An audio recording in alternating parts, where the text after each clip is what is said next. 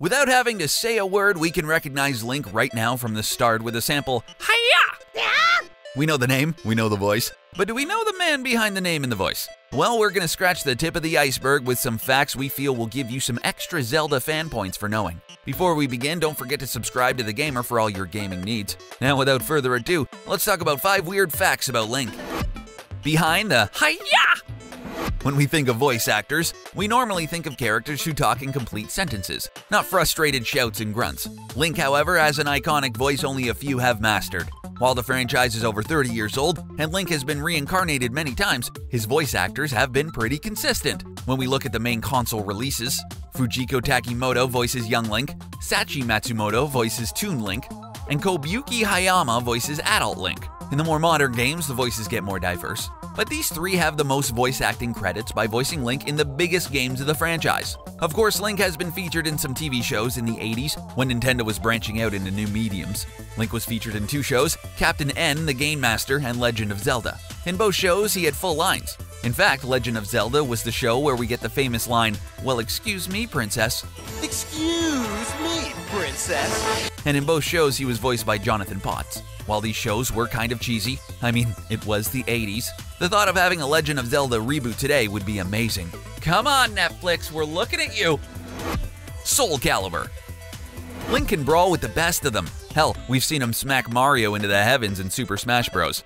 But believe it or not, Link has been featured in other fighting games. As part of a promotion for Soul Calibur, Link was featured as a bonus character for the Nintendo release, and it was super awesome. In the game, Link dishes out all his classic moves we've come to know and love. He can use his bombs, boomerang, and bow and arrow, along with the classic Master Sword. In addition to his already impressive arsenal, you can swap out Link's Master Sword for other iconic Zelda weapons, like the Megaton Hammer, the Great Fairy Sword, and the Bug-Catching Net. The story of Soul Calibur is a little vague. So vague, in fact, that Link could easily be inserted into the lore. If you go through the arcade mode and beat Inferno as Link, you will be given a short cutscene where it talks about how Link came to the world of Soul Calibur in order to defeat the great evil that was the Soul Edge in order to protect his own world. Okay, that's a little convoluted. This is all well and good, but in reality, fans were just as excited to play as Link in a 1 vs 1 fighting game. No story required. Peter Pan.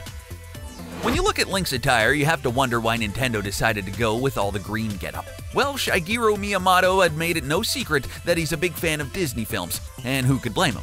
Mufasa's death still brings a tear to my eye. But more importantly, he was inspired by Peter Pan to make what would eventually become our favorite Hylian warrior. I mean, put the 2 side by side, and the similarities become blatantly obvious. An eternally young boy aided by a magical fairy and a sword. Granted, he can't fly unless he has certain items, but it can't be a perfect one-to-one comparison. Way back in the 80s, the NES's graphics were not so crystal clear, so as a result, the sprites had to pop up and stand out. Miyamoto drew inspiration from Peter Pan's pointed hat to help Link stand out more as an icon, and the design has stuck ever since. If you would like to infer more references, people have linked Navi, the fairy from Ocarina of Time, to Tinkerbell. But that seems a bit farther from the original game where all these decisions were made. Of course, Navi is 100 times more annoying than Tinkerbell. A Link to the Past. So has anyone ever wondered why Link is called Link? Well, the game A Link to the Past will shed some light on this. The aptly named game was supposed to take place in a far more distant future, and Link was supposed to be the link between the past and the future. If you do some digging on Google, you'll find some scrapped concept art of Zelda looking a bit more sci-fi than fantasy. In fact, in the far-off sci-fi version of Hyrule, the Triforce was supposed to be the 3 computer chips, and Link was to bring them together, or link them, hence his name. It's clever. It's a play on words. Link. Instead, Miyamoto and his team decided to make 2 fantasy worlds. Except one is where Ganon got his way and corrupted the land in the future, and one is the present-day Hyrule. So no, unfortunately, we do not get a game where the Master Sword is a lightsaber, no matter how cool that may be.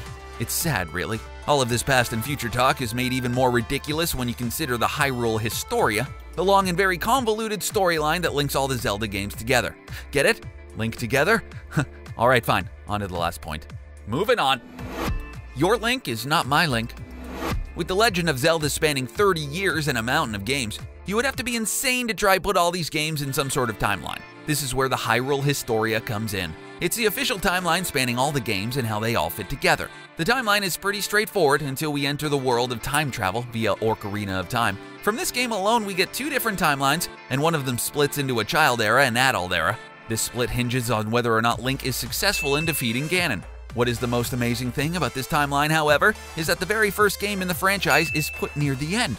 That's right, the very first Legend of Zelda takes place near the end of the current timeline on the path. Confused much? In this timeline, the hero of time is defeated, Ganon is revived, and the legendary hero arrives late. This also means, of course, that the Link in one game is not necessarily the same Link in a different game. It is even referenced in Wind Waker that Link in that game is a descendant of the hero of time from the past games. Talk about confusing. And those were 5 weird facts about Link. We just scratched the surface of this franchise, so if you have any awesome facts about The Legend of Zelda, let us know down in the comments. Don't forget to hit that subscribe button for more exciting content from the gamer.